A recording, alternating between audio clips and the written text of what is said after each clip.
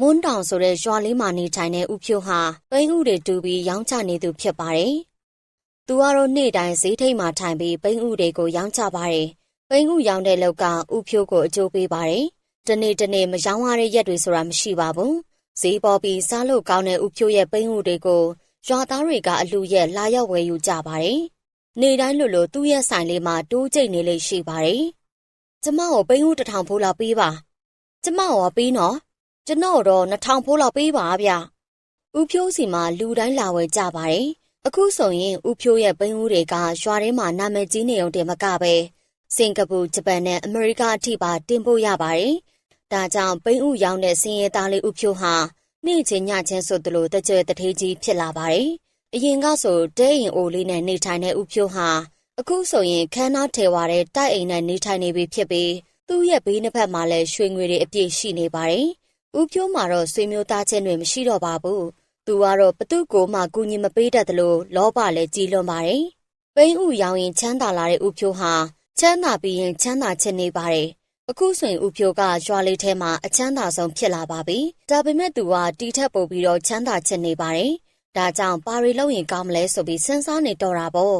။ပိန်းဥရောင်းပြီးချမ်းသာလာတာတော့ဟုတ်ပါပြီ။ဒါပေမဲ့ငါတီထက်ပိုပြီးတော့ချမ်းသာချင်တယ်။မဖြစ်ဘူး။ငါပြင်ထွက်ပြီးတီထက်ပိုချမ်းသာနိုင်မဲ့နီးလန်းကိုရှာဖွေကြည့်ရမယ်။တကယ်တော့ဦးဖြိုးကအတ္တကြီးပါတယ်။သူ့အတွက်ပဲသူကြည့်တတ်တာပါ။ဘယ်တော့မှသူ့တပားပေါ်မကူညီပေးဘူးပါဘူး။တနေ့မှာတော့ဦးဖြိုးဟာတခြားရွာလေးကိုရောက်လာခဲ့ပြီးဒီရွာကတထေးကြီးဦးလေပွားနဲ့တွေ့ခဲ့ပါတယ်။ဦးလေပွားရဲ့ချမ်းသာကြွယ်ဝမှုကတော့ကလေးအားစအကုန်သိကြပါတယ်။ဦးဖြိုးလည်းဦးလေပွားစီကိုသွားလိုက်ပြီးဘာလို့ဒီလောက်တောင်မှချမ်းသာနေရတာလဲလို့မေးကြည့်လိုက်ပါတယ်။အကိုကြီးဘာလို့ဒီလောက်တောင်တိတ်ကျဲချမ်းသာနေရလဲဗျာအခုလိုချမ်းသာလာရတဲ့နီလန်းကောင်းရှင့်ပြောပြပါလားဗျငါတော့မှဘလို့ချမ်းသာလာတယ်မသိဘူးကွာပြောပြစမ်းပါဗျာကျွန်တော်သိချင်လို့ပါအိုးမင်းကရှုပ်လိုက်တာငါလိုချမ်းသာချင်နေဆိုရင်မင်းစူးစားဖို့ကွာစကားပဲများနေလို့ဘလို့လုပ်ပြီးချမ်းသာလာမလဲဦးလေဘွားကအခုလိုပြောလိုက်တော့ဦးဖြိုးလဲဒေါသထွက်သွားတာပေါ့ဦးဖြိုးကသူသိချင်တာဆိုသိရအောင်စူးစားတတ်သူပါဒါကြောင့်ဦးဖြိုးကချက်ချင်းပဲဦးလေပွားကိုထိုးလိုက်ပါတယ်။ဦးလေပွားလည်းမြေပေါ်လဲကျသွားတာပေါ့။သူလည်းဦးဖြိုးကိုချက်ချင်းပဲကြောက်သွားပါတယ်။ဒါကြောင့်သူချမ်းသာလာရတဲ့လျှို့ဝှက်ချက်တွေကိုပြောပြလိုက်ပါတော့တယ်။ဟိုငါ့ကိုမထိုးပါနဲ့ကွာ။ငါတောင်းပန်ပါတယ်။မင်းကိုငါအခုလိုချမ်းသာလာရတဲ့လျှို့ဝှက်ချက်တွေပြောပြပါမယ်။တကယ်တော့ငါလှိုင်ကူကြီးတဲ့ကနေရွှေတွေအများကြီးရလာတာပါ။ဦးဖြိုးလည်းအခုလိုကြားလိုက်ရတော့အရန်ကိုပျော်သွားတာပေါ့။သူကတော့ရွှေတွေအများကြီးရှိနေတဲ့လှိုင်ကူเจ้าကိုတည်ချာမေးကြည့်လိုက်ပြီးချက်ချင်းပဲသူ့ရဲ့အိမ်ကိုအမြန်ပြန်သွားလိုက်ပါတယ်။ဦးဖြိုးကတော့လောဘစိတ်တွေကိုမထိန်နိုင်တော့ပါဘူး။လှိုင်ကူကြီးစီအမြန်ဆုံးသွားဖို့အတွက်ပြင်ဆင်လိုက်ပါတော့တယ်။ဟာငါတော့ချမ်းသာပြီဟေ့။လှိုင်ကူထဲရွှေတွေအမြန်ယူထုတ်ရမယ်။ရွှေတွေအားလုံးယူမဖြစ်မယ်။မဖြစ်ဘူးကွာမဖြစ်ဘူးအမြန်သွားရမယ်။အဲ့ဒီလိုနဲ့ဦးဖြိုးဟာလိုအပ်တာတွေယူရင်လှိုင်ကူစီထွက်လာခဲ့ပါတယ်။ဦးဖြိုးကတော့ရွှေတွေအများကြီးရတော့မယ်ဆိုပြီးပျော်နေတော့တာပေါ့။သူလည်းခက်သွက်နဲ့ရှောက်လာရင်လှိုင်ကူစီကိုရောက်လာပါတယ်။ဦးဖြိုးလည်းကူထဲကိုအမြန်ဝင်သွားလိုက်ပါတယ်။လှိုင်ကူထဲကိုရောက်သွားတာနဲ့ဦးဖြိုးတယောက်များပြားလှတဲ့ရွှေတွေကိုမြင်တွေ့လိုက်ရပါတယ်။လှိုင်ကူထဲမှာတော့ရွှေတွေအများကြီးရှိနေပါတယ်။အပုံလိုက်ကြီးကိုရှိနေတာပါ။ဦးဖြိုးလည်းစိတ်လှုပ်ရှားလာပြီးလောဘတွေကြီးလာပါတယ်။အိုးများလိုက်တဲ့ရွှေတွေငါတော့ချမ်းသာပြီးချမ်းသာပြီဟဲ့ဦးဖြိုးကရွှေတုံးကြီးတွေကိုလောဘတကြီးကောက်ထည့်လိုက်ပါတယ်။သူကတော့ရနိုင်တဲ့လောက်ကိုအများကြီးကောက်ထည့်ပါတယ်။အဲ့ထဲမှာရွှေတွေပြည့်သွားတော့ဖင်ကြားတဲ့ညှက်ထည့်လိုက်သလိုပါဆက်နဲ့လည်းကိုက်ယူပါသေးတယ်။သူကတော့အကုန်ယူသွားချင်နေပေမဲ့ထက်ယူလို့မရတော့ပါဘူး။ပြီးတာနဲ့ဦးဖြိုးလည်းလှိုင်ကူထဲကနေခတ်သွက်နဲ့ထွက်လာခဲ့ပါတယ်။ဒါပေမဲ့လှိုင်ကူဝါကိုရောက်တဲ့ချိန်မှာဦးဖြိုးဟာအရန်ကိုကြောက်စရာကောင်းတဲ့တရေမောင်ကိုတွေ့လိုက်ရပါတယ်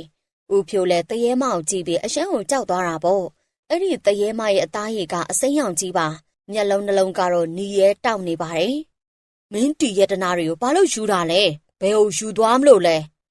ဲဟိုလေကျွန်တော်အိမ်ကိုယူသွားမလို့ပါမင်းကအိမ်ကိုယူသွားပြီးဘာလို့မှလဲတားတော့ဟိုဟာမင်းတီရွှေတွေကိုယူသွားလို့ရတယ်ဒါပေမဲ့မင်းလူတွေကူညီပေးဖို့ပဲတီရွှေတွေကိုတုံးရမယ်လို့ကတိပေးရမယ်ဒီလိုဆိုရင်မင်းကတီလိုင်ကူထဲကနေထွက်သွားခွင့်ပြုမယ်။သူတပားပေါ်ကူညီပေးမယ်ဆိုရင်မင်းကြိုက်တဲ့ချိန်တီရွှေတွေကိုလာယူလို့ရတယ်။ ကတိပေးပါရဲ့ဗျာကျွန်တော်ကတိပေးပါတယ်ဦးဖြိုးကသဘောတူကြောင်းတရေမကိုကတိတွေပေးခဲ့ပါတယ်ဒီနောက်မှာတော့တရေမလည်းပျောက်ကွယ်သွားခဲ့ပါတယ်ဦးဖြိုးကအရန်ကိုပြောနေပါတယ်အခုဆိုဦးဖြိုးကအရန်ကိုပြောနေတယ်အခုဆိုရင်ဦးဖြိုးမှရွှေတွေအိတ်နဲ့အပြေရလာပါပြီသူလည်းလိုင်ကူထဲကနေအမြန်ပြန်ထွက်လာခဲ့ပါတယ်ဦးဖြိုးကလိုင်ကူထဲကနေအပြင်ကိုထွက်လာတော့လမ်းမှာတထောင်စားတယောက်နဲ့တွေ့လိုက်ရပါတယ်တထောင်စားကဦးဖြိုးကိုကြည့်ပြီးပတ်စံတောင်းတော့တာပေါ့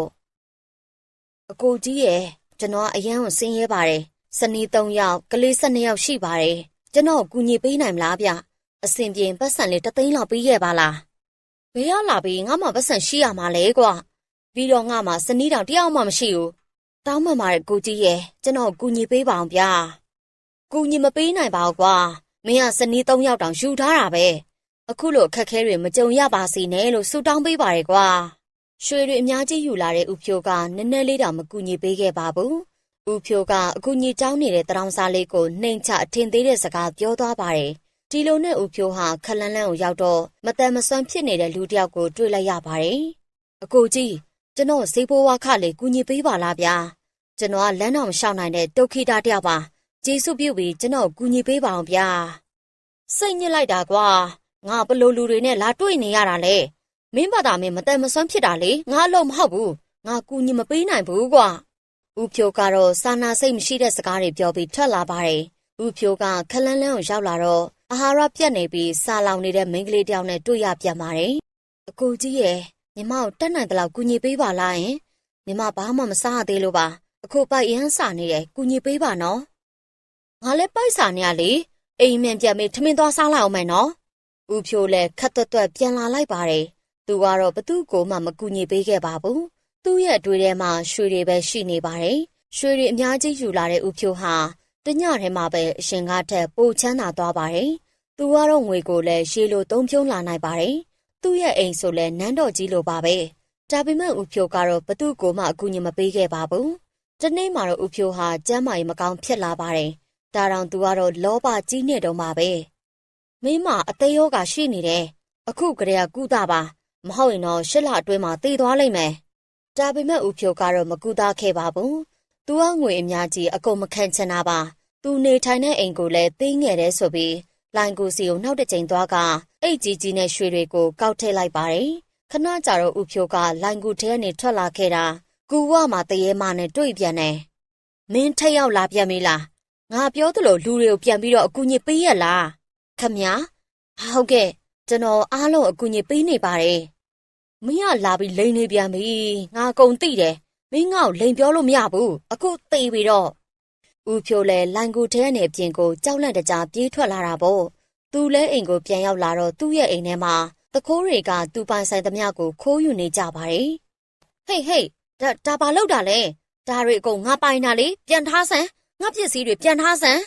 ဒါပေမဲ့တခိုးတွေကဦးဖြိုးကိုကြီးမဆိုင်ကြပါဘူးသူ့ကိုဝိုင်းပြီးတော့ရိုက်နဲ့ကန်ကြောက်လုပ်ကြပါတယ်လောဘကြီးတဲ့ဦးဖြိုးမှာပါပိုင်ဆိုင်မှုမှမရှိတော့ပါဘူးဒါကြောင့်ဦးဖြိုးလည်းချက်ချင်းဆိုသလိုတထောင်းစားကြီးဖြစ်သွားရပါတယ်သူကတော့တခါတလေအမိုက်ပုံထဲကဆုံးပစ်ထားတဲ့စားတောက်စရာတွေကိုတောင်ရှာဖွေပြီးစားတောက်နေရတာပါတနေ့မှာတော့ဦးဖြိုးဟာသူ့ရဲ့ယောဂါကိုကုသပေးဖို့ဆရာဝန်ကိုအကူအညီသွားတောင်းပါတယ်မင်းယောဂါကုသဖို့ကငွေအများကြီးကုန်မှာငါကူညီမပေးနိုင်ပါဘူးဦးဖြိုးရဲ့ယောဂါကကြားလေးလေးပိုပိုဆိုးလာပါတယ်တနေ့မှာသူ့စီကိုလူ3ယောက်ရောက်လာပါတယ်3ယောက်စလုံးကချမ်းသာကြွယ်ဝကြပုံပေါ်ပါတယ်တနာကြပါအောင်ဗျာအဆင်ပြေတယ်လို့လေဆေးဘိုးဝါခကူညီပေးကြပါ